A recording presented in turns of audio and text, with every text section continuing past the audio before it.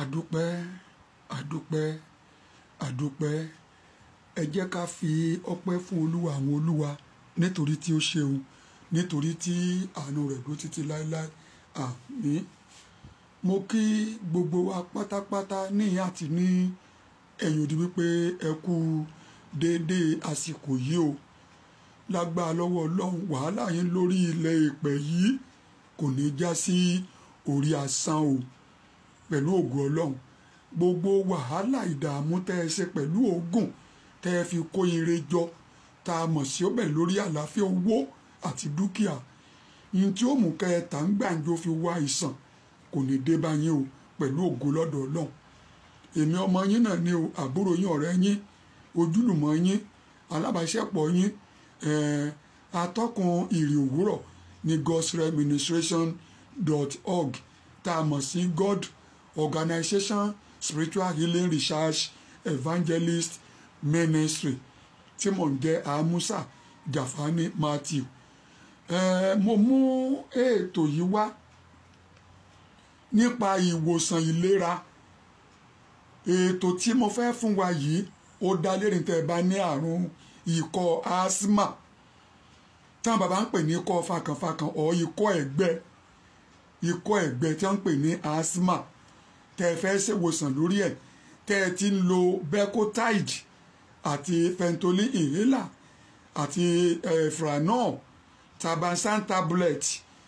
tẹ́ ẹ ti lò lóríṣiríṣi tó tí ì gbọ́. Kí ni máa fà á? Lyme disease and Staphylococcus tá a kó látara àwọn òbí, àti pé tẹ́ ẹ bá tún jẹ àwọn nǹkan tó jẹ́ nǹkan olóròró púpọ̀ jù ó lè fà á kéèyàn ní ìṣòro asthma. Àwọn nǹkan tẹ́ ẹ lọ rè wá rèé o, ẹ lè mọ̀ pé n tó wúlò fún un ni. Plant kan ń bẹ àwọn bàbá máa ń pè ní ewé ẹmílẹ̀. Ẹ tú tegbòtegbò kó pọ̀ dáadáa. Bẹ́ẹ̀ bá dá mọ̀ ẹ rà lọ́dọ̀ àwọn alágbo, ẹ gbọ́ báyìí, ẹ rà kó pọ̀. Ìdọ̀tí ibẹ̀ ẹ fọ̀ dànù. Tẹ́ ẹ bá rí tútù rẹ̀ òun ló dára jù. Ọjọ́ ń bọ̀ tí wọ́n fi hàn tútù ẹ̀ràn tí ń fi hàn yín láàyè yẹn ní life tẹ́ẹ̀rì. Ewé kan náà ń bẹ à ń pè ní ẹ̀wọ̀n adélé. Igi ẹ̀ máa ní ẹ̀gún títí lára báyìí. Egbò rẹ̀ gan tún wúlò. Ewé ẹ̀wọ̀n adélé òyìnbó ń pè ní Lantana camara. Ẹ wá kó pọ̀ dáadáa.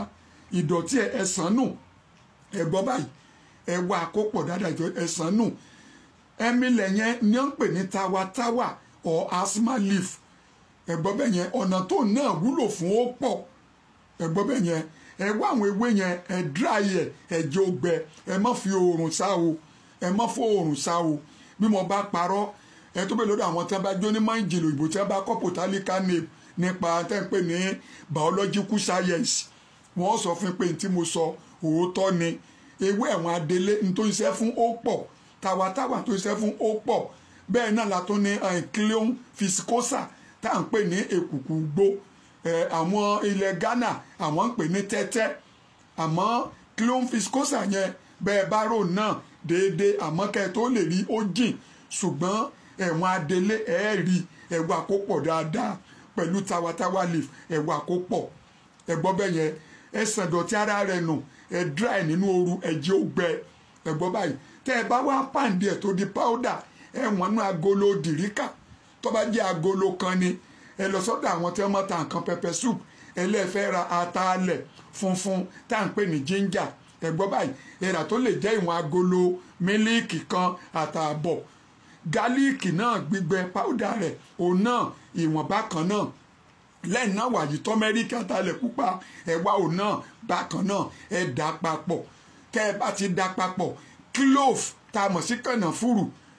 ìyẹn tiẹ̀ ẹ lè ra bí oní 500 naira ó ti tó. Ẹ lọ kó kúnná dáadáa kó di powder, ẹ dà papọ̀. Èso Ontaria umbellata tá a mọ̀ sẹ́sọ abèrè, ẹ yọ bíi 9 tútù rẹ̀, ẹ bó èpo rẹ̀ nù, ẹ lọ kó kúnná dáadáa, ẹ dà papọ̀ mọ́. Ẹ gbọ́ báyìí, bàbá wù láti ṣe lọ́bẹ̀ déédéé, ṣùgbọ́n wàá mọ̀ gbọ́ o, ẹ lọ ra cuttle bone fish tá a mọ̀ sí ẹyin èyí tí ṣe èkìní tó bá dàbí ìjọ tó ń pè ní octopus yẹn, àwọn bàbá máa ń pè ní dàgbà. Ìmọ̀ lọ́wọ́ ti máa ń pọ̀ báyìí tí máa ń nínú omi, a máa ń pa àyàn. ẹyin rẹ̀ tí wọ́n pè ní cotton bone fish ẹ lọ rà kó pọ̀ ó wọ́n o ẹ̀gbá funfun inú ẹ̀ lẹ́ máa ha ẹ papọ̀ mọ́ àwọn ewé yẹn ẹ gbọ́ báyìí tẹ́ bá ti papọ̀ mọ́ àwọn ewé yẹn ẹ lè mọ bùsà tẹ̀lẹ́wọ́ ń gbẹ bá sódì powder tán kẹ́ ẹ máa fomi sín yẹn ni kẹ́ ẹ máa fomi lò ó ẹ lè lo 7up kẹ́ ẹ fi lò ó ẹ gbọ́ mi bẹ́ẹ̀ yẹn tẹ́gbẹ́ bá wá fẹ́ sè lọ́bẹ̀ ni fẹ́yìn kan tẹ́gbẹ́ máa ń lo nǹkan ẹ lára yín kì í sábà jẹ́ oògùn ẹ dá sí méjì tẹ́ ẹ bá dá sí méjì ẹ mú èédú ìbílẹ̀ èédú gidi ìbílẹ̀ tó tóbi tó ìkúùkù méjì ẹ lọ papọ̀ mọ́ ètẹ́ mọ́ dà sẹ́nu tẹ́ mọ́ fomi lò ẹ gbọ́ bẹ́ẹ̀ yẹn eléyìí tẹ́ mọ́ sè lọ́bẹ̀ yẹn ẹ wá ata àjọsìn wẹ́wẹ́ bíi òsínbímù kan bíi mẹ́rin bóyá bíi onítọ́lẹ̀ náírà ẹ lọ kókóná ẹ dà papọ̀ mọ́ ẹ máa bu síbíìmù kan bíi 3 sínú sáàsùn ìbílẹ̀ ẹ tú omi àgbọn sí i ẹja àrọ̀ gbígbẹ yọ igi ẹnu ẹ̀ kúrò sọ sínú ẹ̀ kó o fepo sí kó o fi yọ̀ sí san irú woro kó o fi sí ṣùgbọ́n má fi magi sí o ìwòsàn ikọ́ asthma òun ni mo pe ètò yìí ẹ gbọ́ bẹ́ẹ̀ yẹn ìwòsàn ikọ́ asthma ni mo pe ètò yìí ẹ gbọ́ bẹ́ẹ̀ yẹn tẹ́ ẹ bá ti ṣe é lépo níyọ̀ tó jinná ẹ wá ìlàjì aṣọ funfun háàfù aṣọ funfun ẹ̀sùn lóṣù ká orí ẹ̀ lẹ́ẹ̀gbẹ́ka tó bá ti fẹ́ rí ẹ kó jẹ ẹ jẹjà pátápátá láìkù kankan omi ọbẹ̀ yẹn ẹ gbé mu dáadáa ẹ lè mọ ṣe ní 3 days kọ́ mọ jẹ́ bí àṣálẹ́ tàbí láàárọ̀ kùtù kẹ́ ẹ tó jẹun lẹ́yìn wákàtí kan ẹ bèrè Coca-Cola ordinary tí ò wọnú fíríjì ẹ múlẹ̀ lórí ẹ máa lò bẹ́ẹ̀ tẹ́ ẹ bá ń lò bẹ́ẹ̀ èyí powder náà ẹ máa mú ìlàjì síbímù kọ ẹ máa fi sọ́wọ́ ẹ máa lò bẹ́ẹ̀ tẹ́ ẹ bá wá fẹ́ kó yá kíákíá ìkarahun ìgbín tó tóbi dáadáa tí ò lu ẹ̀fọ́ gbígbóná fọ́nù ẹ̀rù dáadáa gidi ẹ gbọ́ bẹ́ẹ̀ yẹn ẹ wá lọ kó kúnná kó di powder ẹ dà mẹ́lẹ̀ tẹ́ fẹ́ mọ dà sẹ́nu yẹn ẹ mọ fi 7up lò láàárọ̀ lọ́sàn-án lálẹ́ pẹ̀lú ògùn ọlọ́run asthma yẹn yóò fi yín sílẹ̀ ẹ gbọ́ bẹ́ẹ̀ yẹn ẹ mú yàn dání lágbà lọ́wọ́ ọlọ́run gbogbo owó tẹ́ ẹ ní ẹ ní fi wo àìsàn o ẹ gbọ́ bẹ́ẹ̀ yẹn kò léèwọ̀ kò ní nǹkan kan ẹ gbọ́ bẹ́ẹ̀ yẹn kò lọ́fà kò lógèdè bọ́ọ̀bà wa lè jẹ jaarọ̀ ẹ sáà mọ́ra pẹ́pẹ́ súpù jẹ lọ́ọ́ ra tinú ẹran kọ́mọ̀ ní fúkù nínú tinú ẹran kan bọ́ gé kéékèèké bíi àtàǹpàkò mi yìí 9 náà ni kì í ṣe pé kó pọ̀ jù ojóbìnrin ojọkùnrin ẹ ṣe bẹ́ẹ̀ bí mo sì sọ fún yẹn ẹ kó jẹ tẹ́ ẹ bá lè mọ ṣe 3 days ṣùgbọ́n omi àgbọn lẹ́ẹ̀mọ́ fi somi rẹ̀ ṣe tẹ́ ẹ bá dẹ̀ ti ṣe tẹ́ ẹ kó jẹ tán tẹ́ ẹ lánàá tẹ́ ẹ láwọ́ yín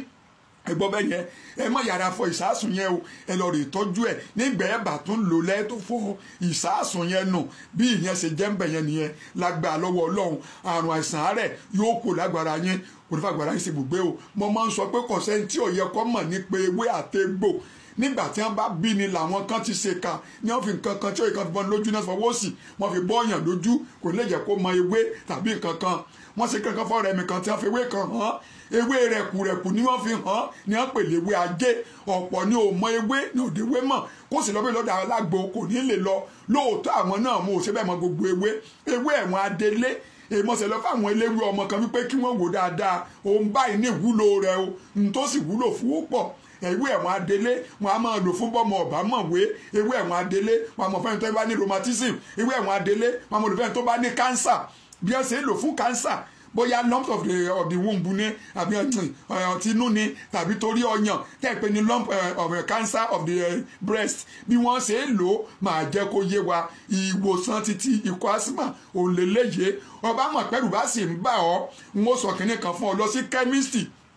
ọgbọ́n bẹ́ẹ̀ yẹn máa ra oògùn aràn tí wọ́n pè ní periatry ọgbọ́n bẹ́ẹ̀ yẹn tí wọ́n fi ṣe máa jẹ́ kó yá lọ́jọ́ iwájú periatry tablet tẹ́ ẹ̀ lò fún aràn lágbára lọ́wọ́ ọlọ́run ẹ̀ ní ìṣẹ́gun ẹ̀ rí dáńdè ẹ̀ rògbò yín lò owó tẹ́ ẹ̀ náà ẹ̀ nínú sórí àìsàn o lágbára lọ́wọ́ ọlọ́run ìwòsàn ikọ́ asthma ni mo pe eléyìí báyìí ẹ wo ẹ share ẹ kọ́mẹ́ǹtì lórí ẹ bí o bá kù sí ọ̀bà yé yín ẹ jẹ́ kí n gbọ́ ire o èmi àbúrò yín ni o Amusa Jafani Matthew ó dìgbà náà.